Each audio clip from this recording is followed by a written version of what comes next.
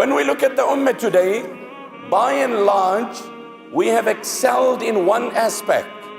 Some of us are those who probably have a certain passion in one aspect of the faith, which is meritorious, which is good, which is noble. You're a great neighbor, you're an amazing neighbor, you take good care of your neighborhood. But that very same person who's a brilliant neighbor, which is part of our faith, when we enter his own house, I'm afraid he's a horrible husband. He's not a good father. He's not a good sibling. He's not a good business associate. So we excelling on one and we failing on the others. And we share with you some anecdotes from the life of Abu Bakr radiallahu anhu, who was this all-rounder in society. A man who was a family man, a social man, a political man, a human. In English they say there's a big difference between human being and being human. In human being and being human. So one day the Prophet ﷺ was sitting with the noble companions, the hadith is in Bukhari, and he said, Man asbaha minkum al-yawma sa'ima. Who's observing an optional fast today? And Abu Bakr radiallahu anhu modestly raises his hands. It is me, O Prophet ﷺ. And the next day the Prophet, and then the day after the Prophet ﷺ says, Man at'ama al-yawma minkum miskina.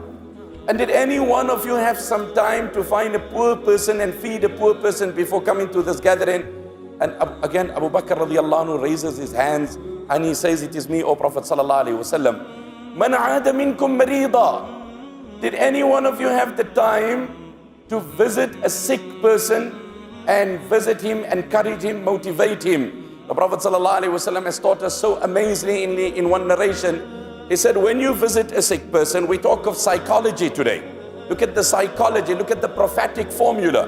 The Messenger sallallahu alaihi wasallam said, when you visit a sick person, نفسوا له في أجله فإن ذلك لا يرد شيئا ويطيب به نفسه. Then just give him some hope, some encouragement, some motivation, because your kind words won't prolong his life, but will add value to the remaining days of his life. It will give him hope. It will encourage him. It will take him out of his shell and his depression. Anybody visited a sick person? Again, it was Abu Bakr radiallahu anhu. Did anyone give charity today? It was Abu Bakr. And the Prophet sallallahu alaihi wasallam said, "Majtama'na fi imri'in illa dakhala al-jannah." When these attributes are found in a common human, then surely nothing but Jannah and paradise is his abode.